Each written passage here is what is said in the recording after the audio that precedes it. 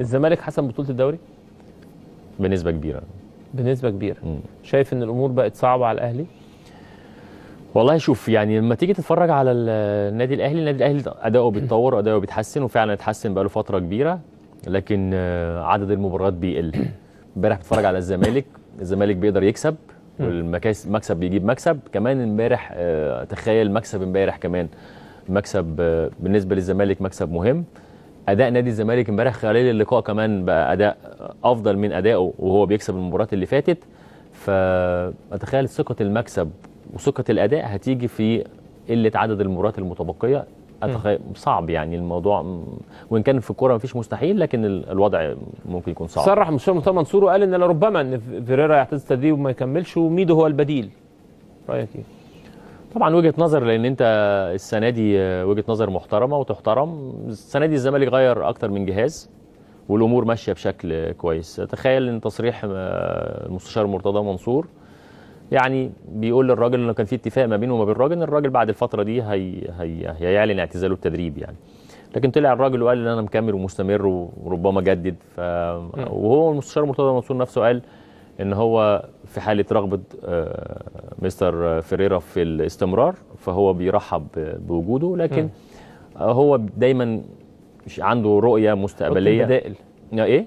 بيحط البدائل بالظبط. هو دايما باصص شويه لقدام لرؤيه مستقبليه، ان الراجل طالما ادى دوره ومش عايز يستمر يبقى ميدو هو البديل. وميدو طبعا من الكفاءات اللي موجوده دلوقتي والكفاءات الشابه اللي فرضت اسلوبها، والحقيقه دخل حاجات الفتره اللي اشتغلها في نادي الزمالك، دخل حاجات كتيره على التدريب المصري. الناس كلها استفادت منها خلال الموسم ده بالذات، وتخيل ان هم هيستفيدوا منهم من الحاجات دي المواسم اللي جايه. الحقيقه دخل شويه مصطلحات من ضمنها مثلا الروتيشن اللي بيحصل او عمليه التدوير اللي بتحصل دي.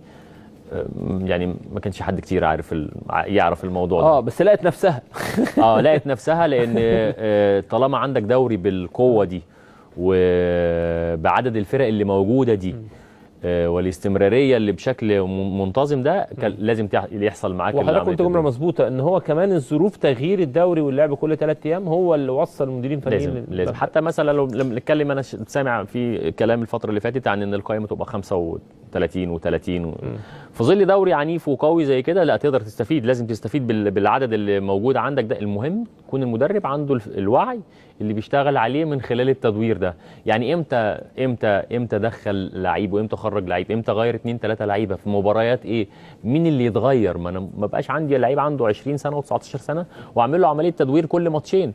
ده يقدر يديك 4 ماتشات والخامس والسادس وتقدر السابع تريحه. لكن لما يكون عندي لعيب كبير سنه كبير جهده البدني ما يقدرش يديني 4 أسابيع او 5 أسابيع بالشكل المضغوط دوت، هو ده اللي يتعمل عمليه. يعني هي الحقيقه عايزين يعني نستفيض فيها شويه في الكلام، لان هي مهمه جدا، لان هو ده اللي احنا هنشتغل عليه السنين اللي جايه.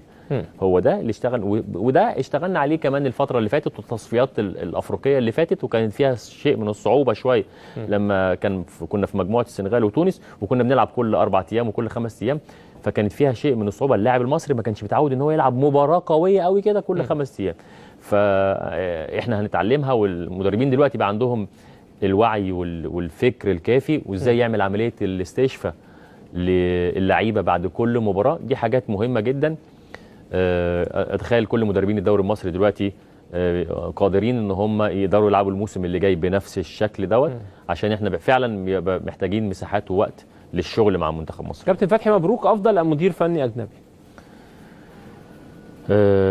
يعني هو شغال كويس الحقيقه كابتن فتحي مبروك، ولكن دائما وابدا الاهلي والزمالك لابد ان هم يجي لهم مدير فني اجنبي. انت لسه بترقح ميدو يا كابتن؟ لا يعني ما انا بقول لك دائما وابدا.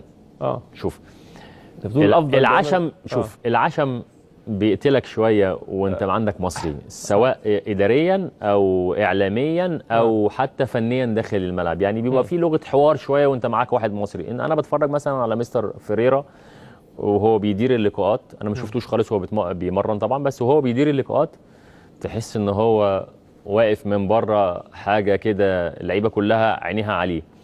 فالمصري شويه انت عارف انت اللي هو ايه، معلش شويه طب اريح. فالاهلي والزمالك لا، متخيل ان هم دايما محتاجين اجانب، لكن واحد بمفاهيم ميدو يعتبر بالنسبه لي انا يعتبر اجنبي.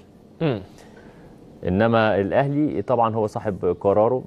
تعرف كل ما يحصل تعادل، كل ما يحصل خساره، نتكلم في مدير فني اجنبي للاهلي والزمالك. طبعا هم متعودين الاهلي والزمالك على مديرين فني الاجانب، ولكن طبعا اداره النادي الاهلي هي طبعا هي اللي تقدر تحدد الاصلح للنادي الاهلي الفتره الجايه.